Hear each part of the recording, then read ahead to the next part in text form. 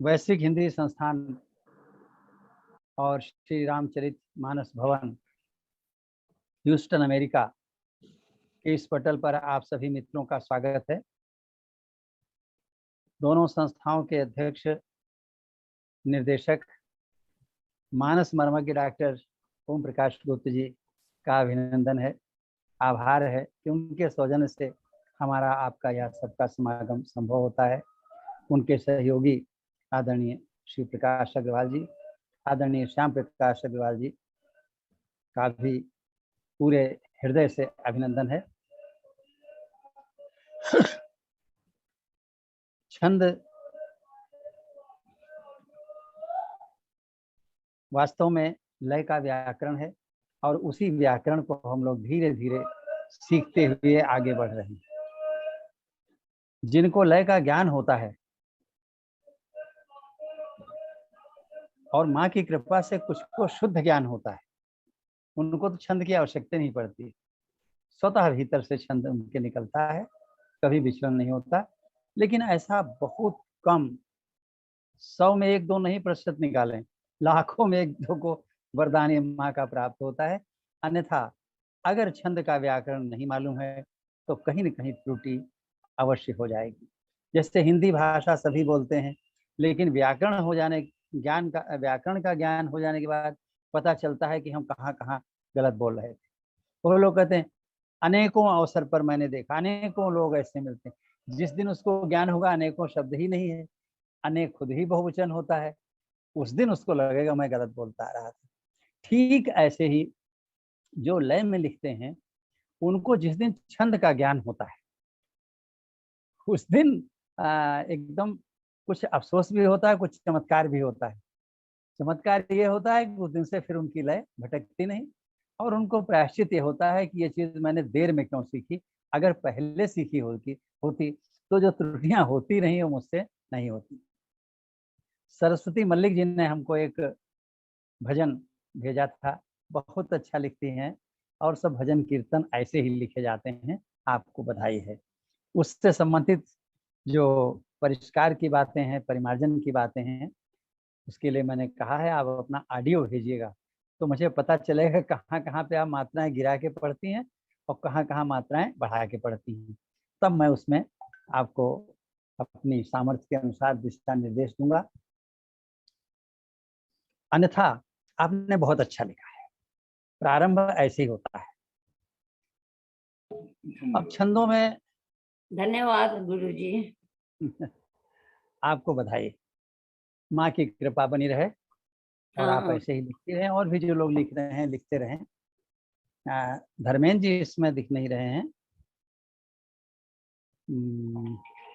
अच्छा, मनीष कुमार मिश्र जी हैं, आदरणीय केसरी सिंह रघुवंशी हंस जी हैं, श्री राधे श्याम दुबे श्याम फतनपुरी जी हैं, पुरुषोत्तम श्रीवास्तव जी हैं, और डॉक्टर कैलाश नाथ मिश्र जी हैं, उमा दुबे जी, हाँ धर्मेंद्र गुप्त जी हैं। बड़ी अच्छी साधना आपकी है, मैंने छोटी मोटी टिप्पणियों से आभास कर लिया है कि बड़ी अच्छी साधना है छंद की आपकी। और पद्मावती VNV, आप बहुत जिज्ञासु हैं, और जितनी बार प्रश्न करती हैं मुझे लगता है कोई सुन तो रहा है कम से कम मन से। और इसके बाद में मेरे समक्ष हैं कुशलेंद्र सिंह जी, और हमको जितनी तकनीक आती उतनी हमने प्रयोग की। ज़्यादा छेड़छाड़ करेंगे तो कहीं हमसे ये वीडियो ही न डिलीट हो जाए, कट हो जाए, डर भी लगता है। तो यहीं पर बात को रोकते हुए मैं जितने भी उपस्थित लोग हैं सबको संबोधित कर रहा हूँ और सबका स्वागत कर रहा हूँ। तो छंद में मात्रिक छंद वो होता है जिसके प्रत्येक क्षण में मात्रा भार निश्चित होता है, यानी मात्राओं की संख्या निश्चित होती है, लेकिन वर्णों की संख्या निश्चित नहीं होती। वर्णों की संख्या अनिश्चित होती, घटा बढ़ा करती। कारण भी बता दें कि मात्रिक छंदों में उच्चारण के अनुरूप मात्राएं गिनी जाती हैं। तो उच्चारण में जैसे आपने कहा मन, तो मन 2 मात्राओं का होगा, लेकिन वर्ण इसमें 2 हैं और एक एक वर्ण की एक एक मात्रा है। अब मन की जगह अगर हम भी शब्द प्रयोग कर दें तो भी की मात्रा भी 2 ही होगी, लेकिन वर्ण 1 हो जाएगा। मोटे तौर से जान लें कि मात्रिक छंदों में हम उच्चारण के अनुरूप जब मात्राएं गिनते हैं तो 2 लघु मिला के एक ग्रुप कर लेते हैं। तो जब हम 2 लघु मिला के ग्रुप करेंगे तो 1 वर्ण कम हो जाएगा, और जब हम गुरु को खोल देंगे 2 लघु कर देंगे तो 1 वर्ण बढ़ जाएगा। इसलिए इसमें वर्णों की संख्या निश्चित नहीं होती है, अनिश्चित होती है। और जिनमें वर्णों की संख्या निश्चित होती है वर्णिक छंद कहलाते हैं। उनकी चर्चा हम समय आने पे करेंगे। अब मात्रिक छंदों में 3 प्रकार है। एक वे हैं जिनके सभी चरण समान होते हैं। समान का अर्थ है उनमें मात्राओं की संख्या अर्थात मात्रा भार समान होगा, और उसके साथ साथ उनकी प्रकृति समान होगी।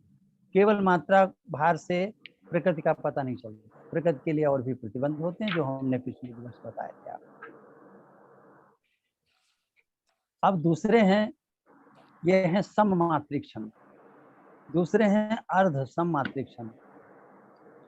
आज हमारा जो विषय है वो अर्ध सममात्रिक और विषम मात्रिक छंद।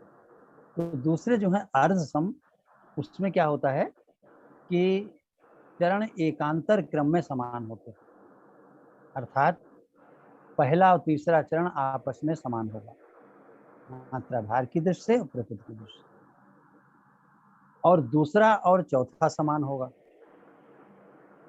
और पहला तीसरा जैसा होगा वैसे दूसरे और चौथे नहीं होंगे, उससे भिन्न होंगे, लेकिन आपस में समान होंगे।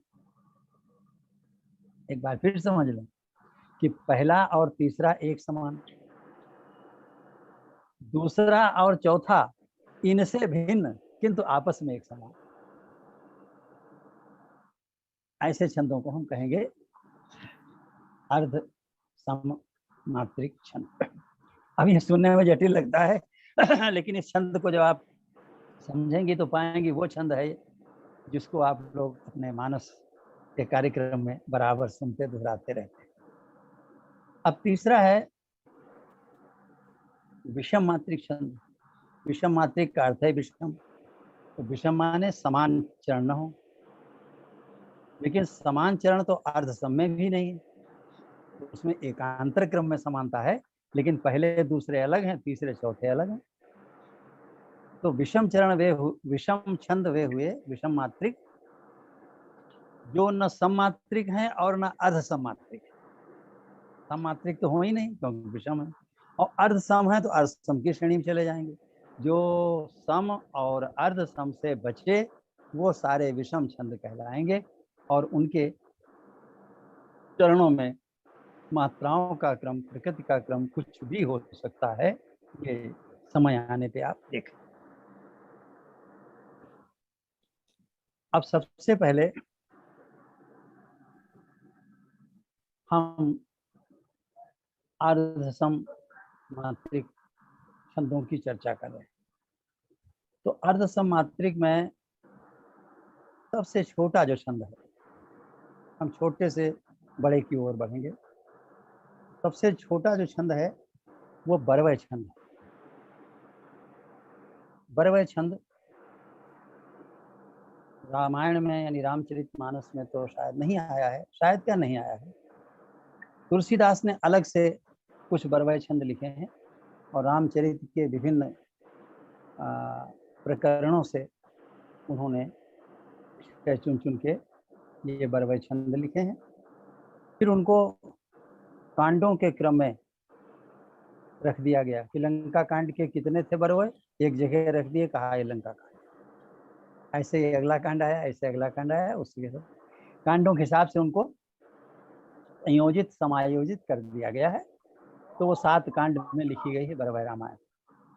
आपको सुन के लगता होगा वो भी जब रामायण इतनी बड़ी है तो वो कम से कम आधी चौथाई तो होगी ही, ऐसा नहीं है। उसमें केवल 69 बरवय छंद है। अब 69 कितने होते हैं? मुझे तो लगता है कि ये समझ लीजिए कि 5 पृष्ठों में आ जाएंगे, अगर संघनित करके लिखे जाए तो 5 पृष्ठों में 69 सोटे आ जाएंगे। लेकिन उनका महत्व बड़ा है, जो सोठा छंद का वो अकेला एक अपने में ग्रंथ है या कृति है या पुस्तक है जो तुलसीदास ने लिखी। बाद में कुछ और लोगों ने भी आजकल लिखा है। सोठा छंद में 1-2 पुस्तकें लिखी गई हैं। पारंपरिक दृष्टि से बरवय रामायण का विशेष महत्व है। और बरवय रामायण के तुलसी और रामचरितमानस के तुलसी दोनों में बहुत अंतर है। बरवय रामायण के बरवय लिखने में तुलसीदास ने काव्य कला दिखाई है, वहां भाव प्रवणता कम है। अपने काव्य कौशल को दिखाया जो उन्होंने माँ शारदा से वरदान में मिला। उसमें अलंकार हैं विशेष विशेष प्रकार के। तो खैर ये तो हमने उसके बारे में काफी चर्चा कर दी। अब सबसे पहले देखें बरवय छंद है क्या। बरवय के 2 नाम और हैं। ये नाम भी सुन लेना जरूरी होता है। कभी कोई कह दे कि ये तो बरवय नहीं है तो ध्रुव है, ये तो कुरंग है, तो कोई आश्चर्य नहीं, नाम 2 भी 3 भी हो सकते हैं। तो बरवय का ही नाम ध्रुव है, अब बरवय का ही नाम कुरंग है। बरवय छंद में 4 चरण होते हैं, 1 2 3 4। अब जैसा हमने बताया अर्ध समात्रिक का नियम कि पहला और तीसरा चरण समान होगा, तो बरवय के पहले और तीसरे चरण में मात्राओं की संख्या होती है 12। कितनी होती है? 12। और दूसरे और चौथे चरण में मात्राओं की संख्या होती है 7। इस प्रकार चारों चरणों की मात्राएं अगर देखी जाए तो क्या होंगी? 12 7 12 7, 12 7 12 7, 4 चरणों का ये छंद होता है। केवल मात्राओं की संख्या से नहीं होगा, प्रकृति भी देखनी है। तो प्रकृति के बारे में हम कई बार कह चुके हैं कि पूर्णतः प्रकृति को छंद तभी परिभाषित करता है जब वो मापिनी युक्त होता है। जो मापिनी मुक्त हैं वो पूर्णतः नहीं परिभाषित करते हैं, छोटे मोटे प्रतिबंध बताते रहते हैं जिससे आदमी की भटकन कम हो जाए। अगर भटक रहा हो तो उन प्रतिबंधों को पढ़ के वो समझ जाए कि मैं भटक रहा हूं। और आज जो हम आपको अर्ध सम छंद बताएंगे, जो हम विषम छंद बताएंगे, अर्ध सम्मात्रिक और विषम मात्रिक, इनमें से कोई भी छंद मापनी युक्त नहीं, ये सब मापनी मुक्त हैं। तो इसलिए इनकी लय को पकड़ना होगा और लय से भटकन को समझने के लिए नियमों को पकड़ना। ये नियम पूर्णतः परिभाषित करने में सक्षम नहीं है, यानी सारे नियम पढ़ने के बाद भी आपसे गलती हो सकती है। मापनी युक्त जो है उनमें गलती होने का प्रश्न ही नहीं। अगर मापिनी में लिखा है तो वो छंद की लय बिल्कुल सही होगी, भटक सकती ही नहीं। लेकिन ये है सब मापिनी मुक्त, चाहे वो अर्ध सम्मात्रिक हो चाहे विषम मात्रिक हो, ये सब मापिनी मुक्त है। तो नियमों को भी ठीक से समझना है और लय को भी ठीक से समझना है।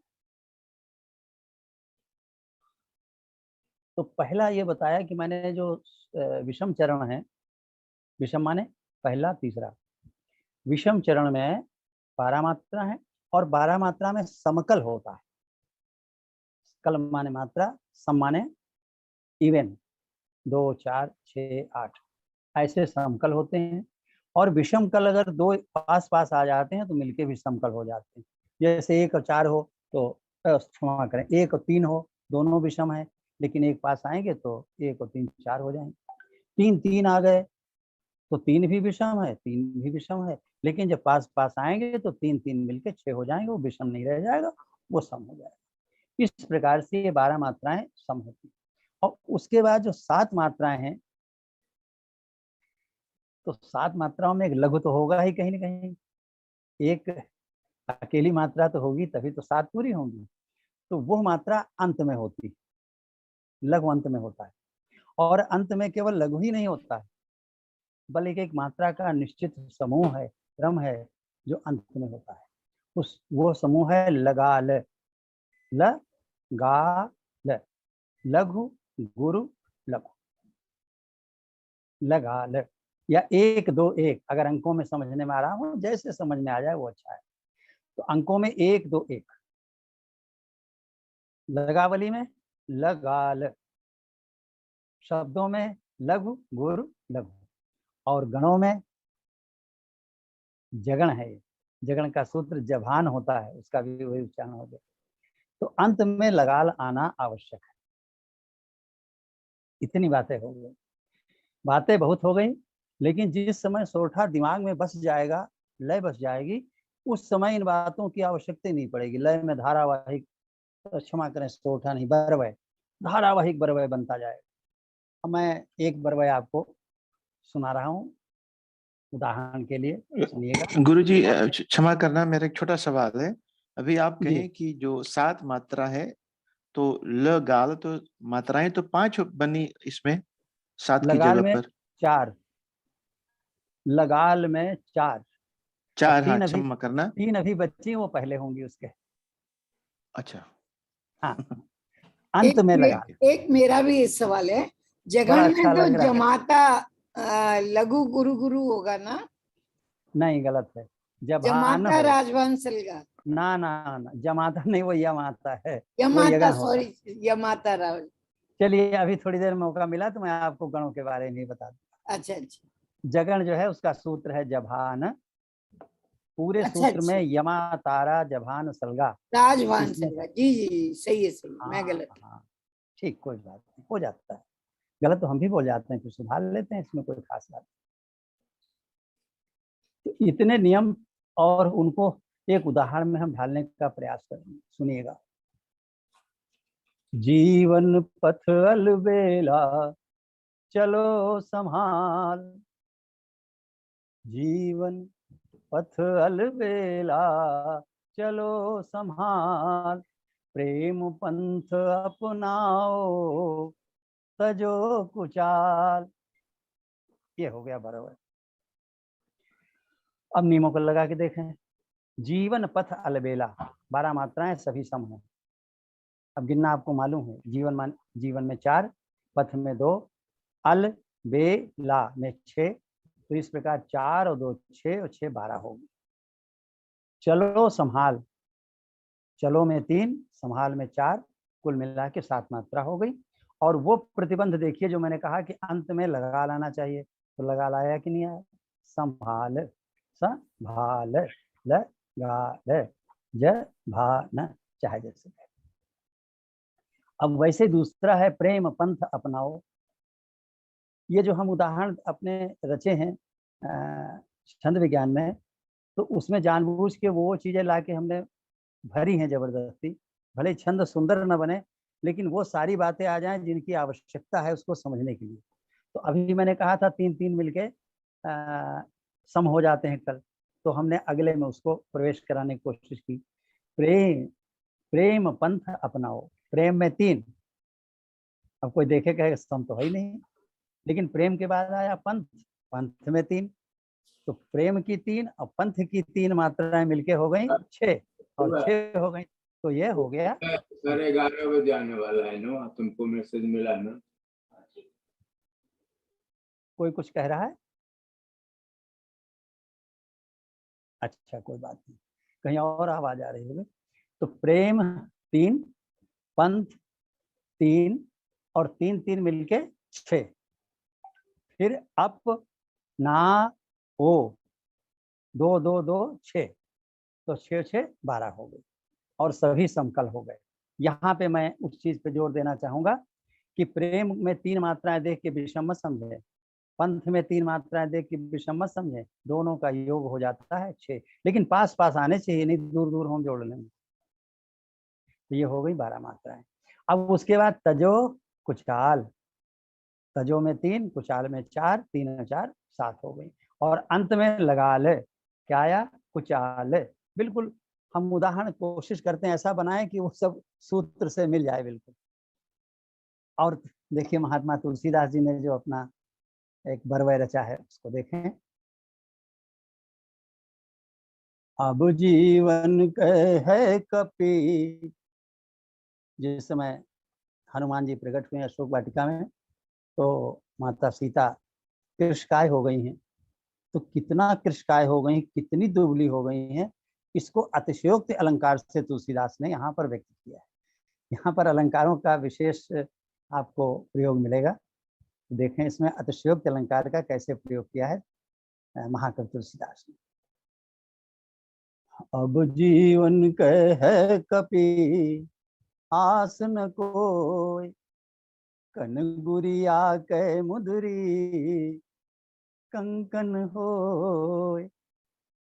अर्थ, हे कपि, अब जीवन की कोई आशा नहीं बची है। कन गुरिया कह मुदरी, कनीनिका जो सबसे छोटी उंगली होती है उसमें पहनी जाने वाली अंगूठी कलाई में कंगन की तरीके से होने लगी।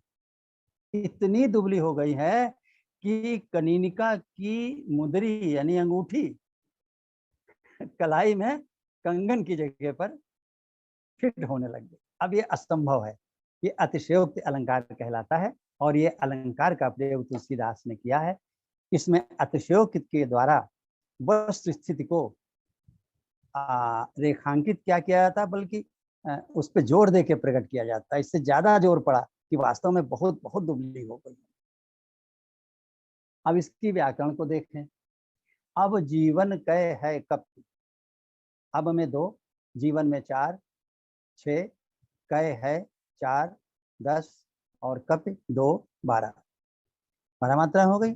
आस न कोई, आस में 3, ना में 1, कोई में 3, तो 3, 1, 3, 7 मात्राएं हो गई। और न कोई, न कोई वही आ गया, जब हाँ न लगा ल चाहे जैसे समझ। दूसरे में देखें, कन गुरिया कई मुदरी, कन गुरी या 6 मात्राएं, कई 2 मात्राएं, 6 2 8, मुदरी 4 मात्राएं, 8 4 12 और सभी समकल हैं। और बाद में है कंकन होय, कंकन में 4 मात्राएं और होय में 3 मात्राएं। और जबान कहाँ है, लगाल कहाँ है, कंकन का ना और आगे का होय, न होय, न होय लगाल, न हो लगा। इस तरीके से सभी जो सोठा मिलेंगे आपको उसमें ये व्याकरण मिलेगी। लय से सोठा लिखा जाएगा। बरवई और बरवई बाद, हाँ क्षमा चाहते हैं, मुंह से सोठा निकल जाता है क्योंकि बरवई का चलन कम है। तो अच्छा पर जी, बरवई छंद में आप देखेंगे कि एक लय प्रधान है। अब जैसे हमने गाया, जरूरी नहीं आप ऐसे गाएं, कोई लय बन जाए बढ़िया सी, उसी लय में इसको गाया जाएगा, गा के लिखा जाएगा और अपनी त्रुटियों को संभाला जाएगा। गोस्वामी तुलसीदास जी ने इसमें कुछ नए प्रयोग किए हैं, उनकी चर्चा हम आज नहीं करेंगे। और अगर प्रभु की इच्छा हुई तो कभी हम एक अलग से चर्चा करना चाहेंगे। ये जो क्रमिक चल रहा है कार्यक्रम, इससे अलग हटके जो गुरुजी, हमारे छोटा सा संदेह गुरुजी।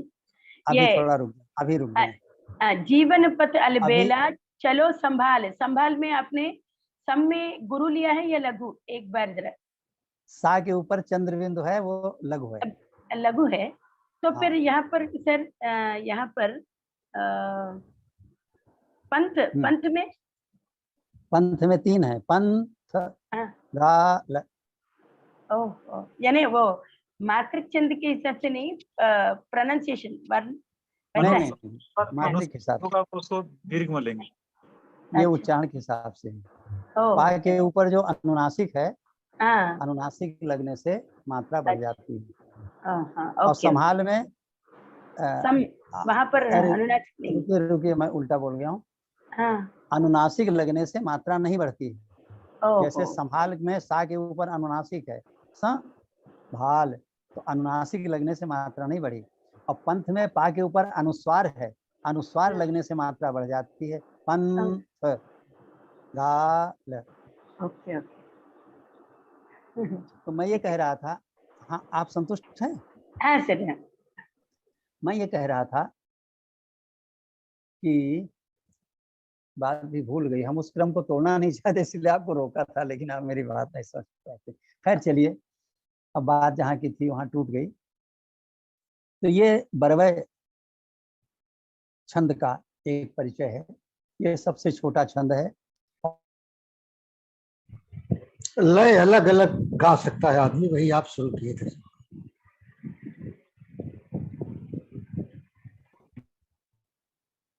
जो अर्ध समात्रिक हैं और जो विषम मात्रिक हैं, इनमें चूंकि चरण सब अलग अलग होते हैं, तो एक चलन ये भी है कि सारी मात्राएं जोड़ के बताई जाती हैं। तो इसमें अगर हम बताएं कि छंद में कितनी मात्राएं हैं, तो 12, 7, 19 हो जाएंगी, और नीचे भी दूसरे में 19 होंगी, तो 19 19 मिलाकर के 38। ये चूंकि छोटे छंद होते हैं, तो पारंपरिक चलन ये रहा है कि ये 4 पंक्तियों में नहीं लिखा जाता है। पहला और दूसरा चरण मिला के एक पंक्ति में लिखा जाता है, और तीसरा और चौथा चरण मिला के एक पंक्ति में लिखा जाता है। तो 12, 7, 19 की एक पंक्ति हो गई, और 12, 7, 19 की एक पंक्ति हो गई। ऐसा करने में दोनों पंक्तियां लगभग बराबर होती हैं, लिखने में अच्छी लगती, देखने में अच्छी लगती, और जगह नहीं खराब होती, कागज फालतू नहीं खराब होता है। तो ये चलन बन गया है। हमारे आदरणीय डॉक्टर गुप्त जी बड़े ढंग से उसमें प्रयोग किया। हमने आपका लेख एक पढ़ा था, बहुत ही सुंदर है। तो पंक्तियां शब्द प्रयोग किया है, वो ऐसा है जो सब जगह चल जाता है। लेकिन चौपाई में हम यहाँ ये भी कहना चाहेंगे, कुछ चीजें चलन में हैं, तो चलन में कोई जो चीज है बोल दे तो कोई बहुत उस पर आपत्ति नहीं करनी चाहिए। आजकल चलन में है कि देखो भैया, एक चौपाई बड़ी अच्छी है, जरा सुबह सुबह बोल दिया करो तो सब शुभ हो जाएगा। कृष्ण बोले, अच्छा कौन सी चौपाई है? उत्तर हुआ, देखो ये चौपाई है, मंगल भवन अमंगल हारी द्रवहु सुदशरथ अजिर बिहारी। अब इस चर्चा में इसको क्या कहा गया? चौपाई कहा गया। तो कोई बहुत बड़ा अपराध नहीं होगा, ये चलन में है, परंपरा में है, ऐसा बोला जाता है, सब लोग बोलते रहते हैं, उससे अर्थ अपने आप ग्रहण करने वाले कर लेते हैं। सब छंद शास्त्रीय थोड़े होते हैं। जब भी चौपाई की बात करेंगे तो छंद शास्त्र थोड़े पढ़ा रहे होंगे। तो छंद शास्त्र की दृष्टि से हमको ज्ञान है कि हाँ 4 चरणों की चौपाई होती है। लेकिन व्यवहार में कोई बोल दे तो ये नहीं है कि आप तुरंत उसका खंडन करें, उसके विरोध में खड़े हो जाने, नहीं आपने गलत बोला है। हाँ, अगर छंद शास्त्र की दृष्टि से वो बोले कि भाई ये चौपाई हो गई, तब आपत्ति करिए। लोकाचार की भाषा अलग होती है। लोकाचार में जो चलन हो जाता है वही सब बोलते रहते हैं। दोहा कहते हैं, दो पंक्तियों का है, तो 2 पंक्तियों के लिए दल कहे जाते हैं। 2 दल में है, जो पहली दूसरी की पंक्ति बनी उसको दल, एक दल, और तीसरी चौथी से जो चरण से बनी पंक्ति उसको दूसरा दल कहते हैं। 2 दल है, कोई कहता है 2 दल है, कोई कहता है 2 पद है, कोई कहता है 2 पंक्तियां है, सब ठीक है। इसमें बहुत विरोध करने की आवश्यकता नहीं, भाव को ग्रहण करने की आवश्यकता है। अगर हम भाव पे नहीं जाएंगे, शब्दों पे जाएंगे, तर्क पे जाएंगे, तो कोई कहेगा प्रातः काल, तो कहेंगे प्रातः की मृत्यु, काल माने मृत्यु होता है। ऐसा तो कभी नहीं कोई ग्रहण करेगा। प्रातः काल का अर्थ यही समझेगा, प्रातः का समय, वहां काल का अर्थ समय है, वहां बताना नहीं पड़ेगा काल का अर्थ समय, प्रातः काल। तो वैसे ही अगर कोई ऐसा कह देता है चौपाई, तो उसमें कोई बहुत बड़ा वो नहीं है, उसको मानना चाहिए, वो लोकाचार की बात कर रहा है। और शास्त्र की जब बात की जाएगी तब यही कहा जाएगा 4 चरणों की चौपाई होती है। ऐसे ही सोठा की बात है, ऐसे ही बरवई की बात है, ऐसे ही दोहा की बात है। तो इसमें पहला दूसरा जो है चरण मिलाइए तो बराबर मात्राएं हो जाएंगी, और तीसरा चौथा मिलाइए तो बराबर हो जाएंगी। तो बराबर बराबर मात्रा की 2 पंक्तियां गीता प्रश्न लिख दी, देखने में बड़ी अच्छी लगती है। अब गीता प्रश्न ने जो कमी रखी वो भी हमें कहने में संकोच नहीं। एक वो अल्प विराम लगा सकते थे, उन्होंने दोहे में अल्प विराम भी नहीं लगाया बीच में। आप पढ़ेंगे देखेंगे, या हो सकता है किसी हमारे एडिशन में ऐसा है, किसी और एडिशन में संस्करण में ऐसा ना हो, आप लोग देख लीजिएगा। प्रायः हमने देखा है दोहे की एक पंक्ति के बीच जो 2 चरण हैं, 2 चरणों के बीच एक विराम, अर्ध विराम या अल्प विराम लगा होता तो चरण और स्पष्ट हो जाते, इससे कुछ जाता नहीं था। अब ये गीता प्रश्न ने क्यों नहीं किया है, उनका भी अपना कोई दृष्टिकोण होगा, हम जहां तक नहीं पहुंच पाए हैं, ये भी हो सकता है। तो ये सबसे छोटा छंद हमने बताया आपको, बरवय। और भी बहुत से हैं, सारे छंदों की चर्चा नहीं करेंगे। मैंने देखा बहुत छंद बताने के बजाय थोड़े छंदों पर चर्चा की जाए, विस्तार से की जाए। तो अब हम आते हैं उस छंद पे जो हमारा सबसे लोकप्रिय छंद है दोहा। रामायण में दोहा का बहुत बड़ा महत्व, बहुत बड़ा महत्व है। चौपाइयाँ, 4 चौपाइयाँ जब समाप्त होती हैं तो एक दोहा जाता है, प्रायः कम ज्यादा भी हो सकती हैं, लेकिन सामान्य रूप से 4 चौपाइयाँ अर्थात 16, 4 चौपाई मतलब क्या हुआ, 8 पंक्तियाँ, 8 पंक्तियाँ हो जाने के बाद दोहा आता है। अब जहाँ उससे थोड़ी भिन्नता है वो अलग बात है। तो ऐसा लगता है कि इसे चौपाई का एक प्रवाह, भाव प्रवाह तेजी से चल रहा है। तो वो प्रवाह इतना प्रबल है तुलसी के काव्य में कि पाठक को ऐसा लगा हमें कि थोड़ा रोकना जरूरी है उस प्रवाह को,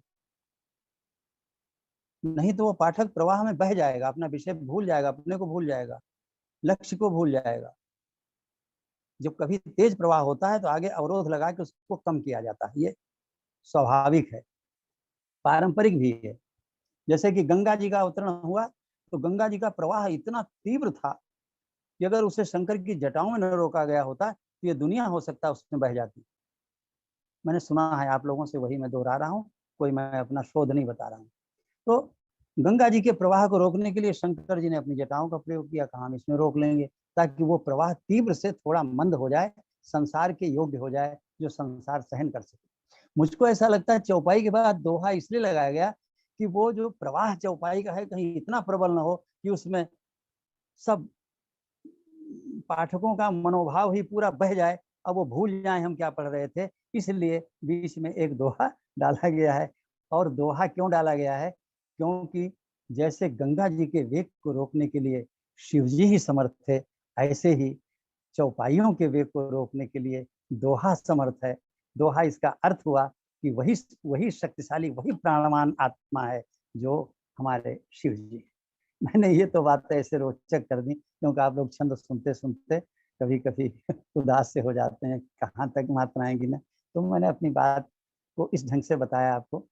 तो दोहा इससे सिद्ध होता है कि बहुत शक्तिशाली छंद है, बहुत प्राणवान छंद है। अब उस प्राणवान छंद की हम चर्चा करेंगे। तो अब की हम उल्टा चलेंगे, हम पहले उसकी व्याकरण नहीं बताएंगे, पहले एक उदाहरण बताएंगे और उदाहरण से फिर व्याकरण बताएंगे। देखें, उदाहरण से जब व्याकरण समझते हैं तो ज्यादा आसान होता है। हम प्रयोग करते रहते हैं, दोनों प्रयोग किए, पहले व्याकरण से उदाहरण, अब की उदाहरण से व्याकरण। तो एक दोहा हम पढ़ते हैं, सुनिएगा। और हम अक्सर जो उदाहरण दिए हैं वो एक ही बात को घुमा फिरा के बदला करते हैं।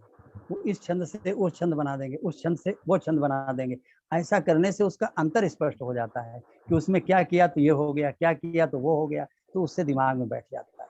अब एक दोहा सुनिएगा। जीवन है अनमोल यहाँ, रखना इसे संभाल। देखिए संभाल फिर आ गया है। जीवन है अनमोल यहाँ, रखना इसे संभाल। जीवन धन है प्रेम ही, प्रेम बिना कंगाल, प्रेम बिना कंगाल। ये दोहा है। अब इसकी व्याकरण को देखें। इसमें 4 चरण हैं, क्योंकि अर्ध सम्मात्रिक है तो पहले और तीसरे चरण समान होंगे। तो पहला चरण है जीवन है अनमोलिया और तीसरा चरण है जीवन धन है प्रेम ही।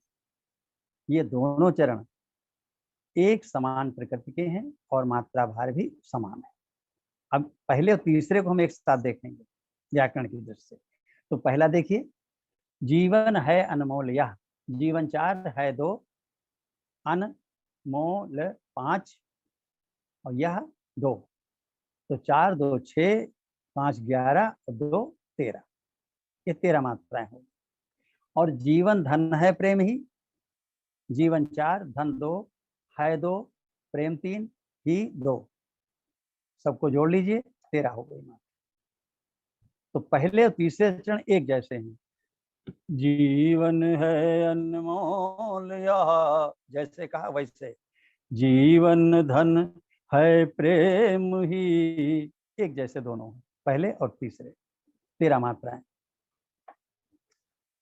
और दूसरे और चौथे चरण कैसे हैं? रखना इसे संभाल, प्रेम बिना कंगाल। अब देखिए अनुनासिक अनुस्वार दोनों इसमें आ गए।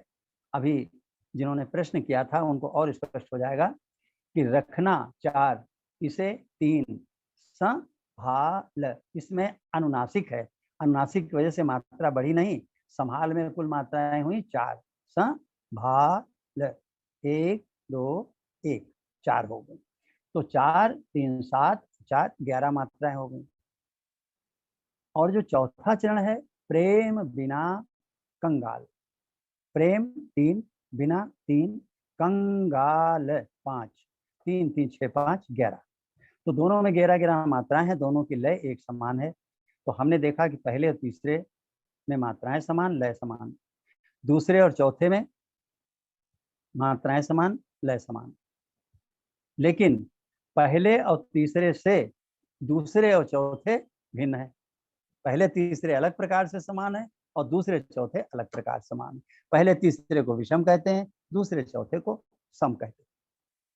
अब इसमें कुछ और नियम है, वो भी समझिए कि पहले और तीसरे अर्थात विषम चरण के अंत में लगा आएगा, लघु और गुरु आएगा, ये नियम है। और नियम को लगा के देखें। जीवन है अनमोल यह, अनमोल यह, अनमोल का ल और यह का यह है 2, तो 1 और 2 मिलके हो गए लगा। यहाँ पर क्या हो गया? लगा, लयह, लगा। और दूसरे में है जीवन धन है प्रेम ही, प्रेम का माँ और बाद में ही मही, लगा, यहाँ भी लगा हो गया। तो विषम चरण अर्थात पहले और तीसरे चरण के अंत में लघु गुरु होंगे अर्थात लगा होंगे, अर्थात 1 2 होगा, चाहे जैसे ग्रहण कर लें, ये अनिवार्य। इसके कुछ अपवाद भी हो सकते हैं, लेकिन अभी उन अपवादों की चर्चा नहीं करेंगे। और एक बात है, अच्छा ये भी नहीं उसको बताएंगे। अब दूसरा जो चरण है और चौथा चरण है, दूसरा चरण और चौथा चरण, उसके अंत में सदैव इसका उल्टा होगा। वहां तो क्या था? लगा, और यहाँ क्या होगा? गाल, गुरु और लघु 2 1, गाल, ये अनिवार्य होगा। जैसे रखना इसे संभाल, भाल, गाल, गुरु लगवा दे। और इधर है कंगाल, कंगाल में तो गाला ही हमने प्रयोग कर दिया ताकि कुछ सोचने न पड़े। कंगाल में गाल, गाल, गुरु लघु। तो क्या क्या नियम निकले कि विषम चरणों के अंत में होगा लगा और सम चरणों के अंत में होगा गाल। 13 11 मात्रा के होंगे 4 चरण।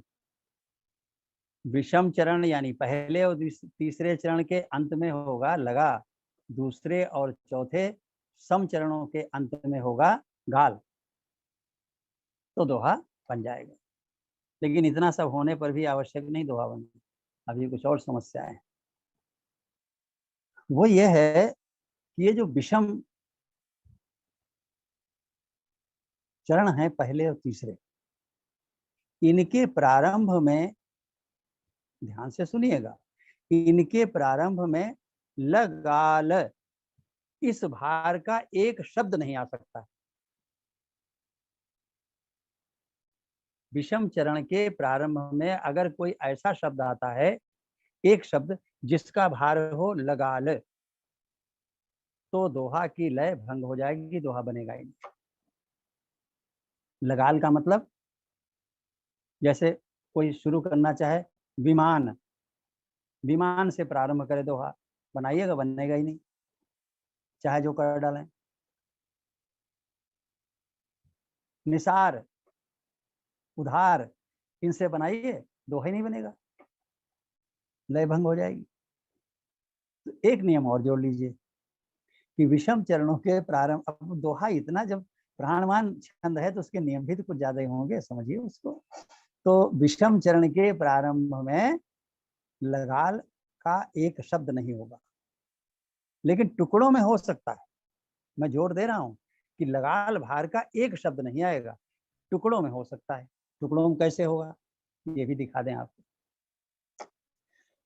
बड़ा हुआ तो क्या हुआ, जैसे पेड़ खजूर, पंथी को छाया नहीं, फल लागे अति दूर। दोहे के भाव तो आप समझते हैं, हम तो भाई छंद की चर्चा कर रहे हैं, वो बताएंगे कि बड़ा हुआ तो क्या हुआ। प्रारंभ में क्या आया, बड़ा हु, बड़ा हु, लगा लाया, लेकिन इसके बाद भी छंद की लय भंग नहीं हुई। क्यों नहीं हुई? क्योंकि दो टुकड़े हो गए उसके। बड़ा अलग है और हु अलग है। बड़ा हु अगर एक में जुड़ जाए, ऐसा कोई शब्द हो, तो आप बना के देखिएगा, दोहा बनेगा ही नहीं। अब इस नियम को जोड़ लीजिए तो सारे नियम हो गए दोहे के। अब नहीं अधिक है, घबराइएगा नहीं, बस इतने नियम। एक बार फिर दोहरा लीजिए कि दोहा में गेरा, क्षमा करें, 13 गेरा, 13 गेरा मात्रा के 4 चरण होते हैं। विषम चरणों के अंत में लगा होता है, सम चरणों के अंत में गाल होता है। विषम चरणों के प्रारंभ में लगाल भार का एक शब्द, एक अकेला शब्द नहीं होता है। अब थोड़ा बंद कर दीजिएगा, अपना म्यूट कर दीजिए, जो बात हो बाद में कर लीजिएगा। तो प्रारंभ में लगाल मात्रा भार का शब्द अकेला नहीं हो सकता है। इतने नियम जान लिए तो समझिए दोहे के लगभग सभी नियम जान लिए। अभी लगभग लगा होगा, कुछ और है। और मैं एक छोटी सी बात है कि दूसरे और चौथे चरण इसमें तुकांत होंगे। और छंदों में क्या था, पहला दूसरा तुकांत और तीसरा चौथा अलग से तुकांत सम मात्रिक में। और अर्ध समात्रिक में क्या है कि दूसरा और चौथा तुकांत होगा, पहला तीसरा अतुकांत, उसमें तुकांत की आवश्यकता नहीं। अब नियम पूरे हो गए। लेकिन लोगों ने देखा कि दोहा इतना चर्चित और लोकप्रिय छंद है कि इस पर बहुत शोध हुआ है। तो देखा कि इन नियमों को बांध करके भी लोगों ने लिखा, भटक गए लय से। नियम का पालन हो रहा है, लय से भटक गए। यही तो हमने बताया है कि जो मापनी मुक्त छंद है उनमें गड़बड़ी है कि सारे नियमों का पालन होने पर भी लय भंग हो जाती। तो इसमें कुछ और नियम खोजे गए, अब वो भी सुन लीजिए।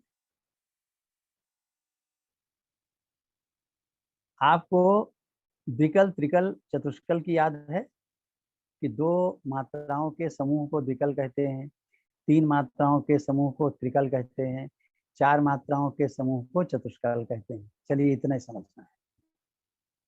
तो नियम यह है कि दोहे के विषम चरण जो हैं, पहला और तीसरा चरण जो, इनमें इन कलों का क्रम यही होगा जो हम बताने जा रहे हैं। क्या होगा?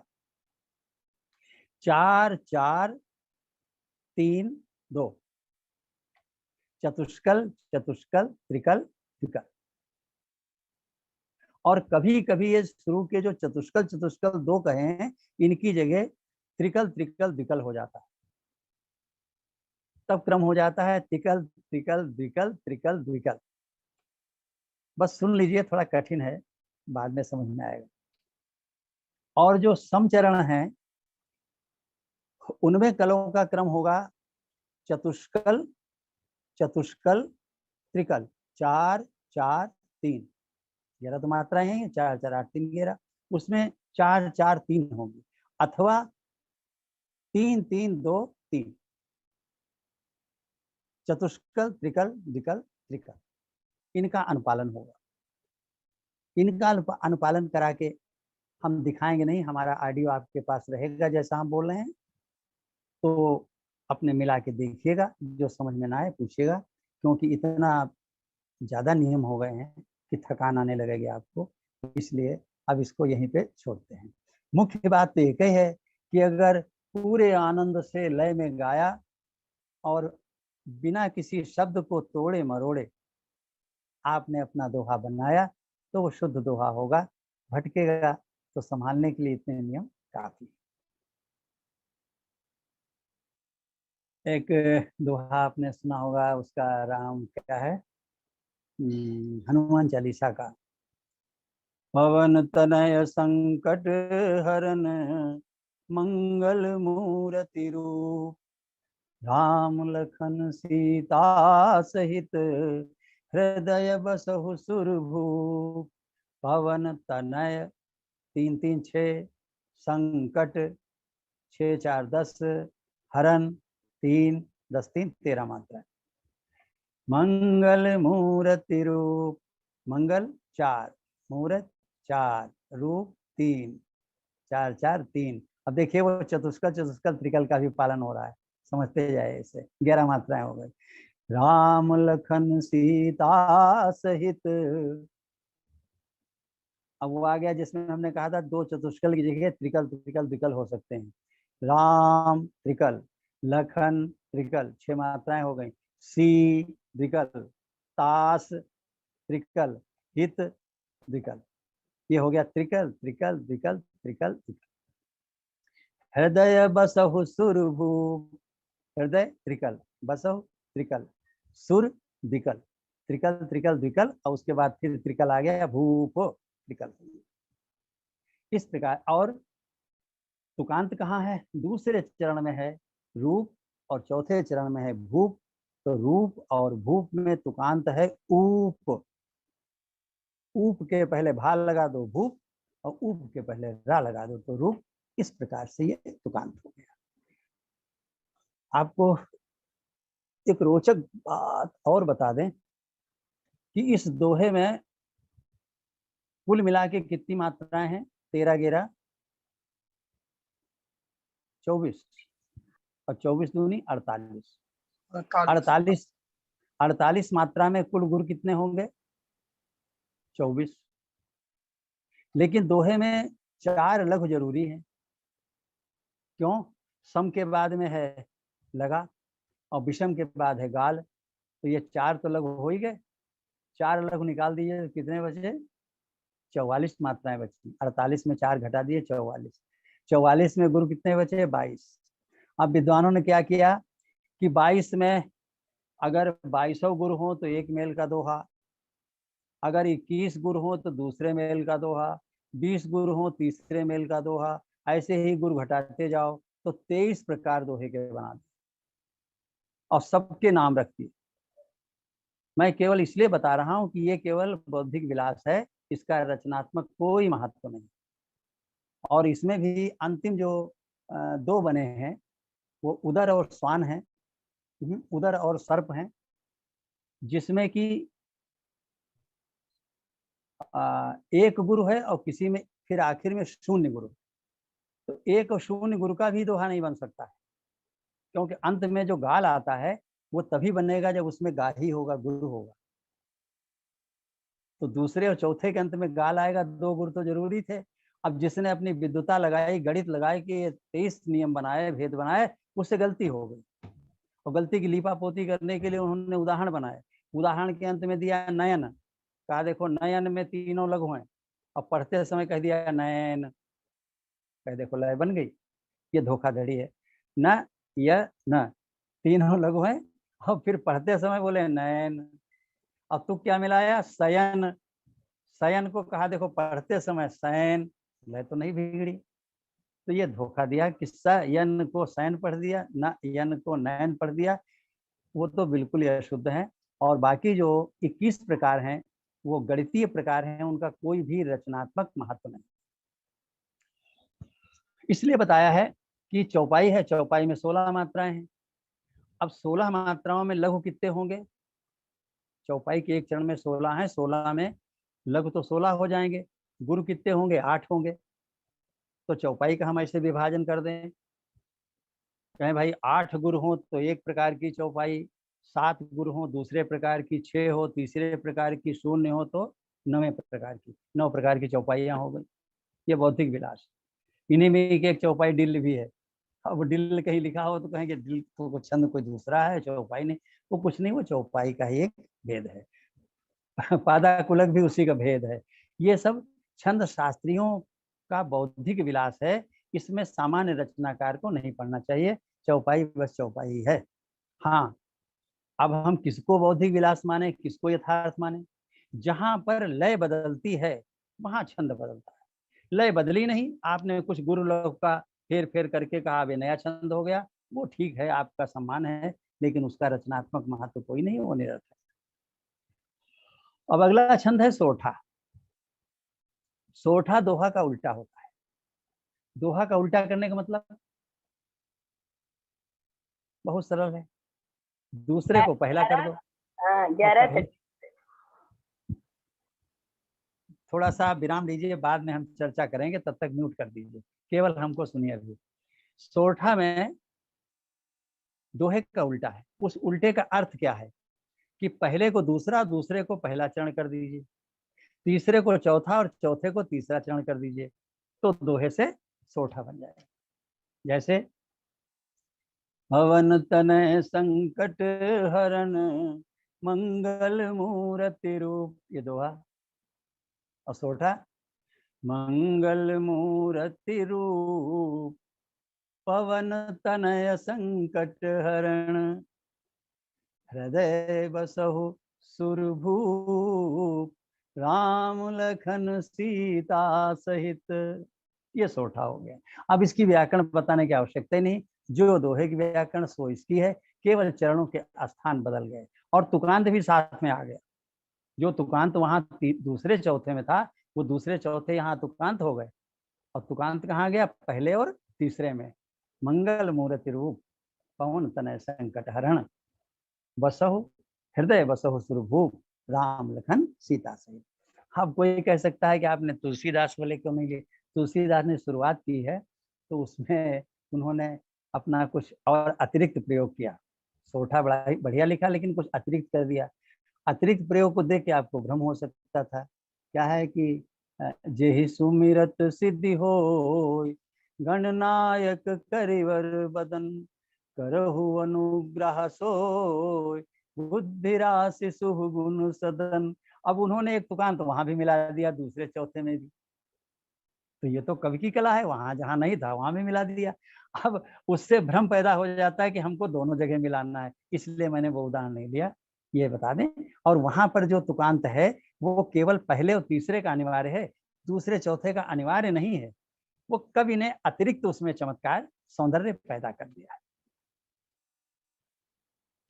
ये क्या चल रहे हैं? ये अर्ध सममात्रिक छंद चल रहे हैं, और अर्ध सममात्रिक छंदों में पहला और तीसरा चरण एक जैसा होता है, दूसरा और चौथा एक जैसा होता है। आप एक पढ़े होंगे, सरसी छंद हमने बताया होगा कभी कि चौपाई में 11 मात्रा जोड़ दीजिए, सरसी छंद बन जाता है। 16 और 11 27 मात्रा का। तो 27 मात्रा के 4 चरण लिख दीजिए तो सम मात्रिक छंद बन गया सरसी। और उसी सरसी के चरण के 2 टुकड़े कर दीजिए, 11 ऊपर और उसके बाद क्षमा करें 16 ऊपर फिर 11 नीचे, फिर 16 फिर 11, तो 16 11 16 11 के 4 चरण कर दीजिए, तो सरसी के ही 2 टुकड़े कर देने से एक नया छंद बन जाएगा, और इस छंद का नाम होता है हरिपद। हरिपद छंद है। हरिपद का उदाहरण सुनिए। जीवन है संगीत सुहाना विमल हृदय का प्यार। जीवन है संगीत सुहाना विमल हृदय का प्यार। रोबोटों के दंगल जैसा प्यार बिना संसार। रोबोटों के दंगल जैसा प्यार बिना संसार। रोबोटों 6 के 2 6 2 8, दंगल 4 8 4 12, जैसा 4 12 4 16, रोबोटों के दंगल जैसा 16 मात्रा। अब प्यार बिना संसार, प्यार 3 बिना 3 6 हो गए, संसार 4 5 मात्राएं। तो इस प्रकार 3 3 6 और 5 11 मात्राएं हो गई। इसी प्रकार आप अन्य चरणों में गिन सकते हैं। तो 16 11 16 11 मात्रा का ये हरिपद छंद हो जाएगा। एक और छंद है लावणी, जिसकी चर्चा हमने बहुत की है आपसे। लावणी बहुत प्यारा छंद है। तो उस लावणी में क्या होता है कि 16 मात्राएं चौपाई की होती हैं और 14 मात्राएं और जोड़ दी जाती हैं सब, तो लावणी बन जाती है। 16 14 30, तो 30 मात्रा के 4 चरण बन गए, तो वो सम मात्रिक हो गया। लेकिन अगर हम 16 14 के 4 चरण बना दें, 16 14 के 4 चरण बना दें, तो वही लावणी बदल करके हो जाएगा नया छंद रुचिरा, और वो हो जाएगा अर्ध सम मात्रिक। अर्ध सम क्यों हो गया? क्योंकि 16 फिर 14 फिर 16 फिर 14, विषम चरण समान, सम चरण समान, और दोनों एक दूसरे से भिन्न। एक उदाहरण देखें, ये बड़ा प्यारा छंद है। आज जिनको भजन कीर्तन वगैरह लिखना हो, इस छंद को ध्यान से सुने और समझें, अपनी अपनी लय बनाएं, इससे भजन कीर्तन बहुत बढ़िया बनता है।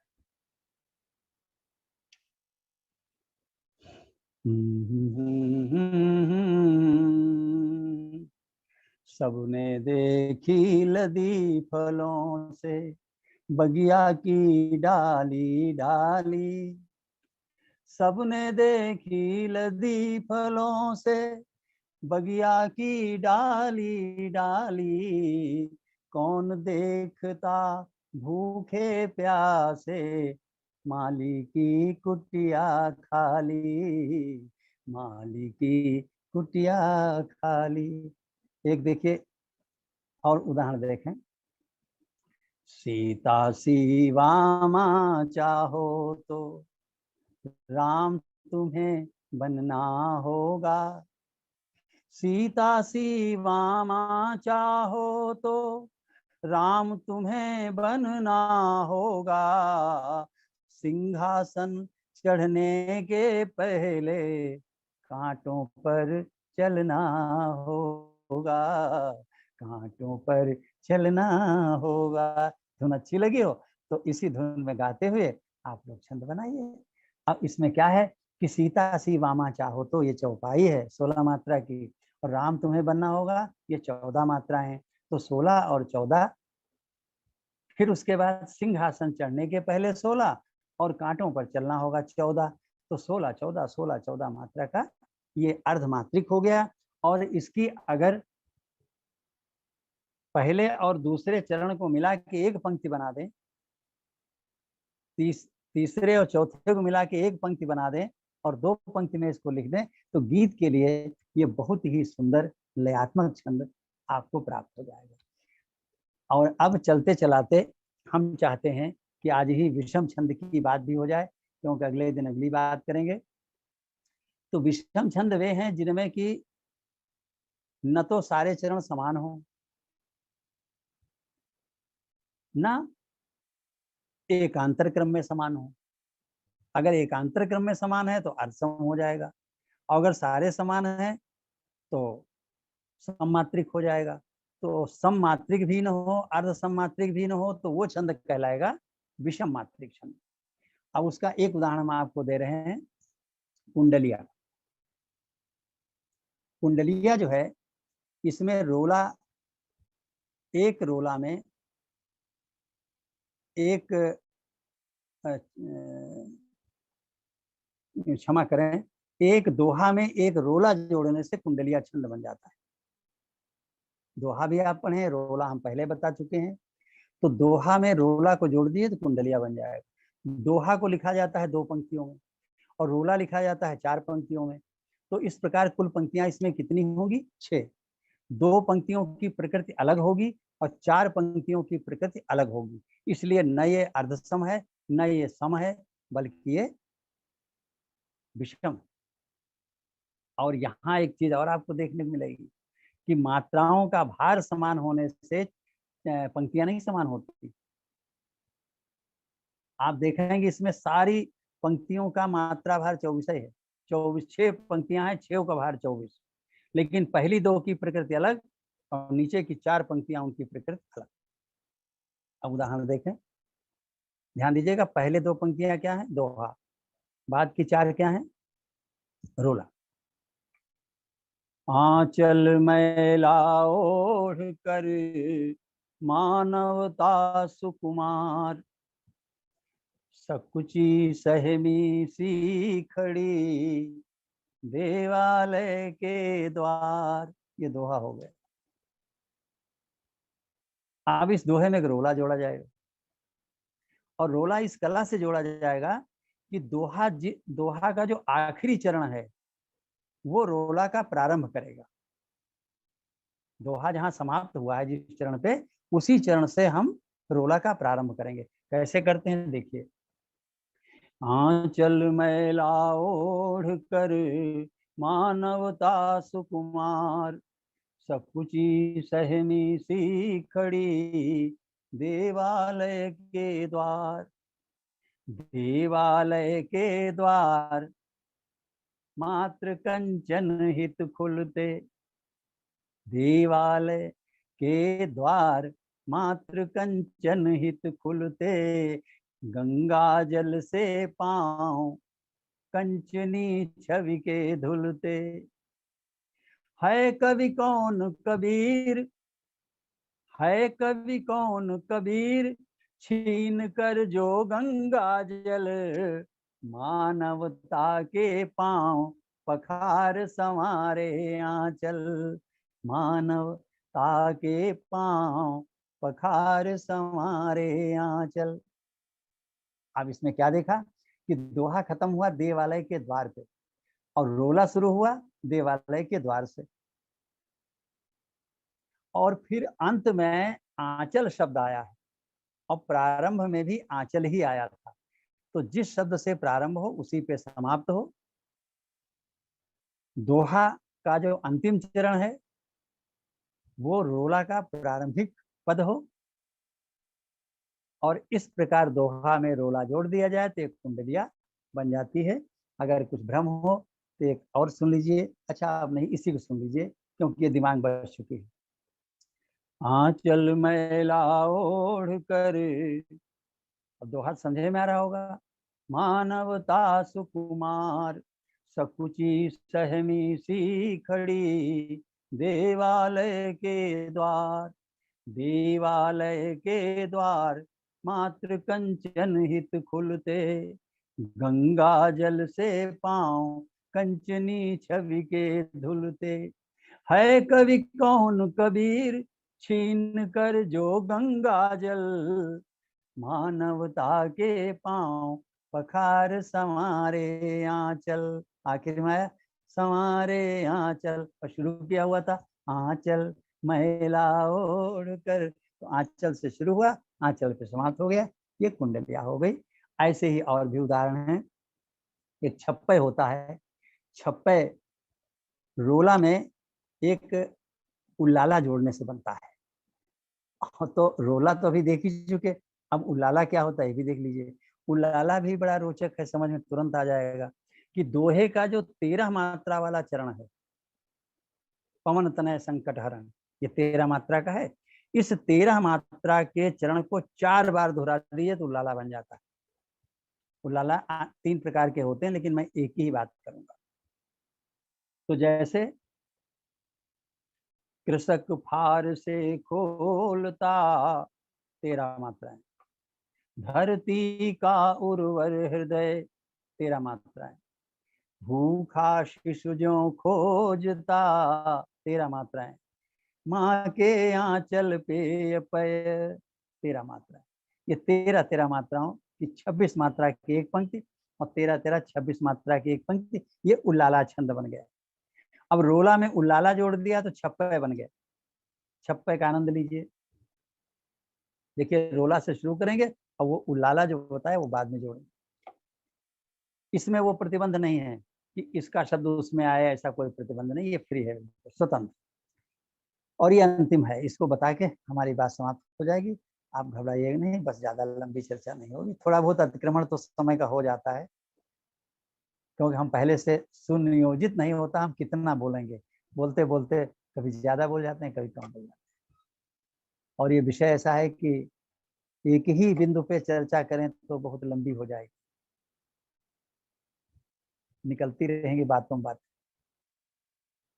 तो फटी बिवाई पाँव, देखिए रोला है। फटी बिमाई पाँव नहीं पाँव में चप्पल,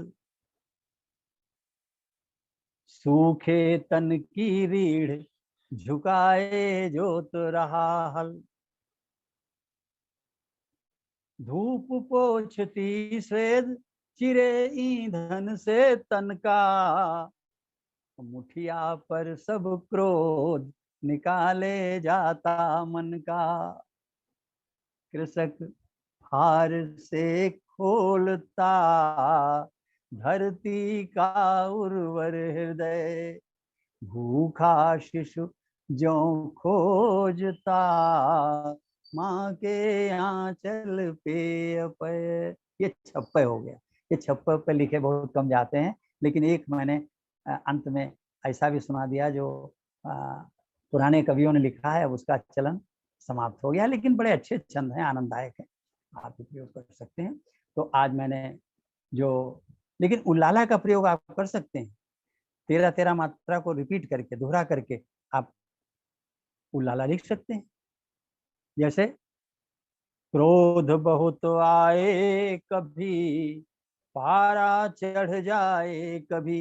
हमारे सामने दो आदरणीय दंपति बैठे हुए हैं, उनके लिए बड़ा उपयोगी है, क्योंकि आपस में ऐसी स्थितियां आ जाती कि क्रोध बहुत आए कभी पारा चढ़ जाए कभी, तब कुछ भी मत बोलिए ठंडा पानी पीजिए। लीजिए, उल्लाला हो गया।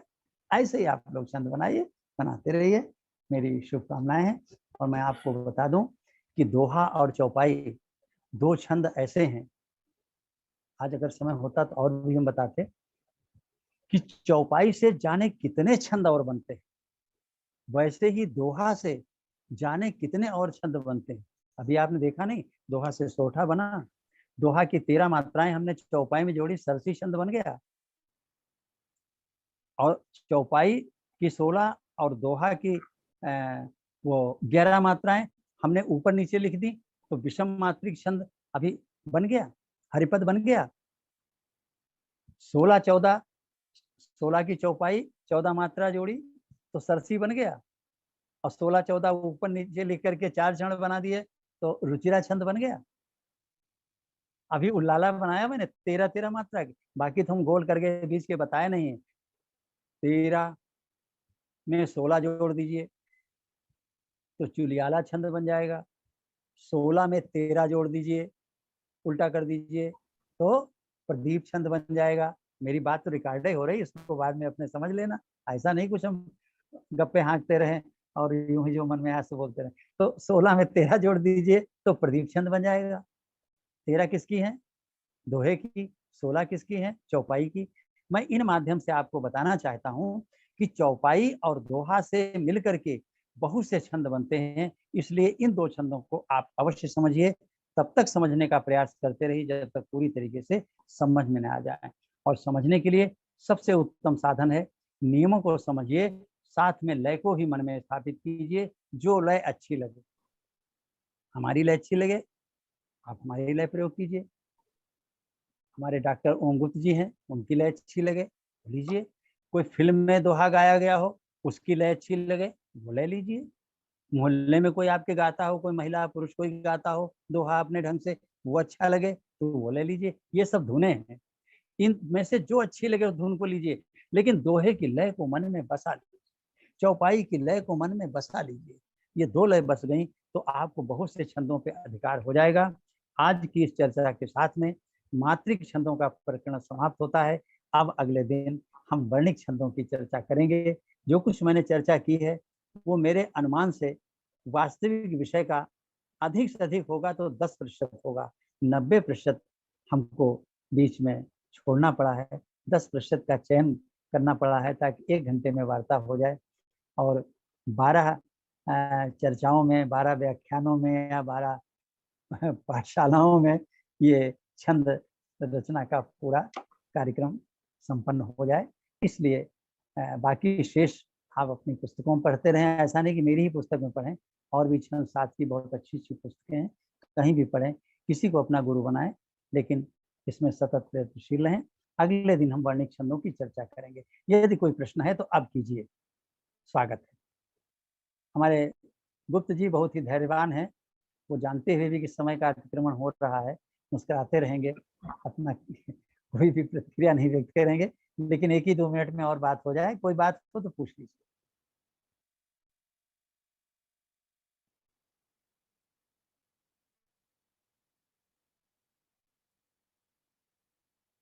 कहीं से कोई बात नहीं है, कुछ पूछना नहीं है, फिर भी अगर कोई बात बाद में मन में आए तो जो छंद रचना कोर्स का चलता है